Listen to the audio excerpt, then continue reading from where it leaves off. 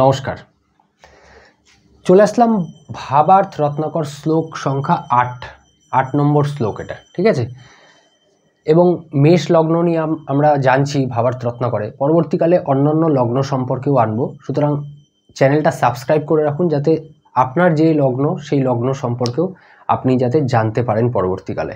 আমি তো এটা বলবো যে যাদের মেষ লগ্ন নয় তারাও এই ভিডিও দেখুন, যাতে অন্যান্য লগ্ন সম্পর্কেও কিছু আইডিয়া আপনার এসে যায় এই কথাগুলো শুনে। এখানে মেষ লগ্নে ভাবার্থ রত্নাকরের শ্লোকে কি বলছে, ভিডিও ভালো লাগলে কিন্তু লাইক করতে ভুলবেন না। আর চ্যানেল যারা এখনও সাবস্ক্রাইব করেননি, আমি বলবো চ্যানেল কিন্তু সাবস্ক্রাইব করে রাখুন, কারণ অনেক মূল্যবান ভিডিও কিন্তু আপনি পাবেন, অনেক জ্ঞান অর্জনকারী ভিডিও কিন্তু আপনি পাবেন। তো শ্লোকে চলে আসি সরাসরি। বলছে মেষে জাতস্য ভৌমস্তু শুক্রেন সহিত যদি, মেষ লগ্নে ভৌমেন শুক্রেন সহিত যদি, ভৌম মানে মঙ্গল এবং শুক্র যদি যুতি করে, যোগদৌ ভবিতা ভূয় মারক অপি ভবেদস, যোগ কারকের সাথে সাথে মারকত্বেরও কাজ করবে। মানে বা এটাও বলতে পারেন মারকত্বের সাথে সাথে যোগ কারকেরও কাজ করবে। আমরা এর আগের অধ্যায়ে পড়েছি যে শুক্র মেষ লগ্নে মারক গ্রহ, কারণ দ্বিতীয় এবং সপ্তম স্থানের অধিপতি। এটা মেষ লগ্ন দেখতে পাচ্ছেন, লগ্ন লিখে রেখেছি, এখানে মেষ রাশি হয়, এখানে লগ্ন দেখতে পাচ্ছেন, মেষ লগ্ন এক নম্বর রাশি লিখে রেখেছি, ঠিক আছে। আর এখানে 1 নম্বর ঘর, ঠিক আছে, এটা 1 নম্বর ঘর আর এটা 1 নম্বর রাশি। মেষ লগ্নে আমরা জানি দ্বিতীয় এবং সপ্তম স্থানের যে অধিপতি হয় সেই গ্রহ মারক হয়, আমরা এটা জেনেছি। যদি সেই ভিডিওটা না দেখেন কেউ, কেন মারক হয়, সপ্তম এবং দ্বিতীয় স্থানকে কেন মারক বলা হয়, দুটো তো শুভ স্থান, দ্বিতীয় স্থান থেকে তো ধন দেখা হয়, সপ্তম স্থান তো কেন্দ্রস্থান, ভোগ বিলাস বিবাহ বিভিন্ন ভালো ভালো জিনিস দেখা হয়, তাহলে দ্বিতীয় এবং সপ্তম মারক কেন? তো সেইটার ভিডিও আপনারা দেখে নেবেন, বানানো আছে, তাহলে আপনি খুব ভালো নলেজ পাবেন সেখান থেকে। তো সেটা নিয়ে আমি এখানে আলোচনা করছি না, তাহলে ভিডিও অনেক লম্বা হয়ে যাবে। এখানে বলছে দ্বিতীয় এবং সপ্তম স্থানের অধিপতি শুক্র হওয়ার জন্য শুক্র মেষ লগ্নে মারক, মারকত্বের সাথে সাথে যোগ কারকেরও কাজ দেবে। কি করে? দেখুন একটা জিনিস দেখুন, আমরা জানি কেন্দ্রস্থান কোনটা হয়, 1 নম্বর ঘর, 4 নম্বর ঘর, 7 নম্বর ঘর এবং 10 নম্বর ঘর, এটা কেন্দ্রস্থান। তাহলে শুক্র সপ্তম স্থানের অধিপতি, দেখতে পাচ্ছেন 1, 4, 7, 10 নম্বর ঘর এটা, আবার 1, 4, 7 নম্বর 7, 10 এটা যেটা দেখতে পাচ্ছেন, এই যে ভেতরের ঘরগুলো, এগুলো 1 নম্বর, 4 নম্বর, 7 নম্বর এবং 10 নম্বর ঘর, 1, 4, 7, 10 এগুলোকে কেন্দ্র বলা হয়।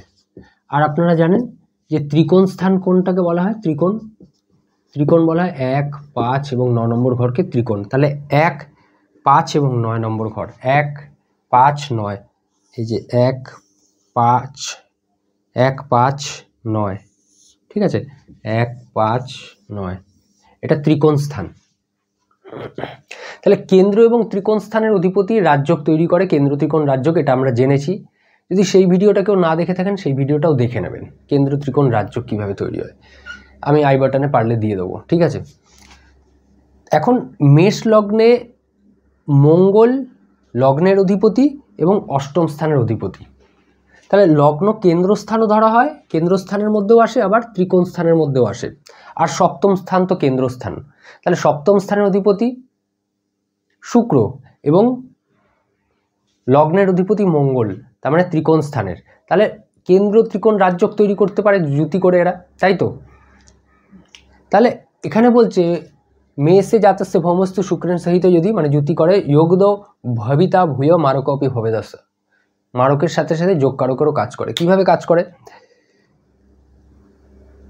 দেখুন, আগে আমরা পড়েছিলাম যে শনি মেষ লগ্নে কেন্দ্রস্থানের অধিপতি, দশম স্থান এবং একাদশ স্থান, কিন্তু সেখানে বৃহস্পতির সাথে থেকেও শনি রাজযোগ তৈরি করতে পারবে না, কেন্দ্র ত্রিকোণ রাজযোগ।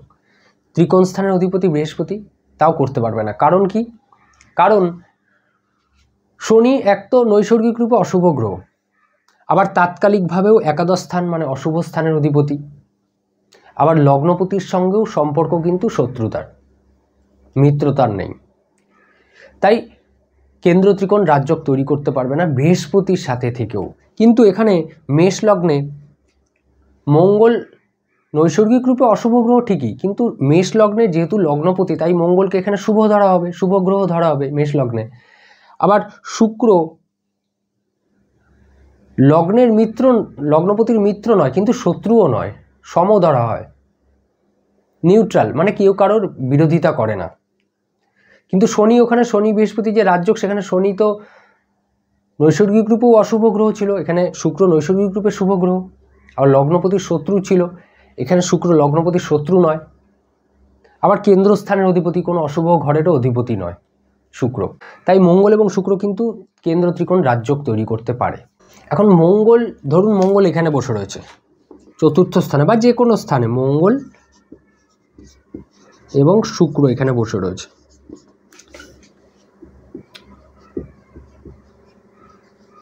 চতুর্থ ঘরে, এখানে যদিও মঙ্গল নিচস্থ হয়, সেটা আপনি এখন ওটা নিয়ে বিচার করছি না, ঠিক আছে? কারণ এখানে নিচস্থ তুঙ্গস্থ নিয়ে কোনো কথা এখানে বলেনি। এখানে বলেছে শুক্র মঙ্গল যদি যুতি করে তাহলে ভালো ফল হবে এবং খারাপ ফলও হবে, মারকত্বের সাথে সাথে ভালো ফলও, যোগকারী ফলও দেবে। তো নিচস্থ তুঙ্গস্থ নিয়ে এখানে আমি কথা উল্লেখ করছি না। মঙ্গল এবং শুক্র যে কোনো জায়গায় যদি যুতি করছে, তাহলে মঙ্গল কি ফোর্স, বল, দ্রুততার সঙ্গে কোনো কিছু করে, ঝটপট করে ফেলে। এবং শুক্র কি কামনার কারক, মানে যেই কাজটা করব সেটা শেষ করতে না করতেই আরেকটা কাজ শুরু করে দেবো, আরও চাই, আরও করব, হাঁপায় না, ক্লান্ত হয়ে যায় না।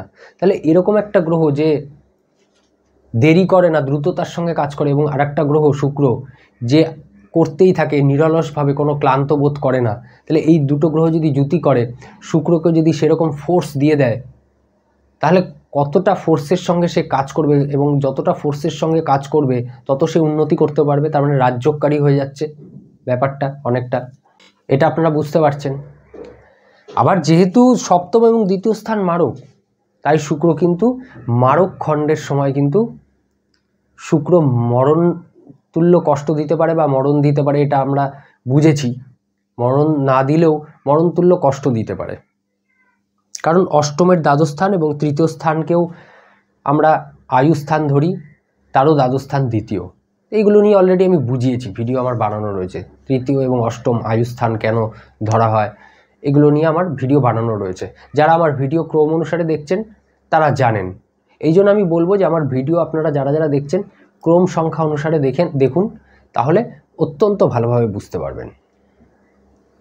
তাহলে একদিকে যোগকারকের কাজ করছে, আর একদিকে মারকত্বের কাজ করছে মঙ্গল এবং শুক্র।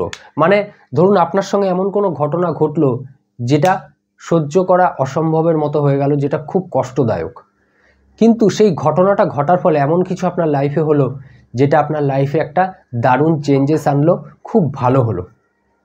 ব্যাপারটা সেরকম। তাই বলেছে যোগ দাও ভবিতা ভূয়, মানে যোগ কারকের সাথে সাথে মারকত্বেরও কাজ করবে, বা মারকত্বের সাথে সাথে যোগ কারকেরও কাজ করবে।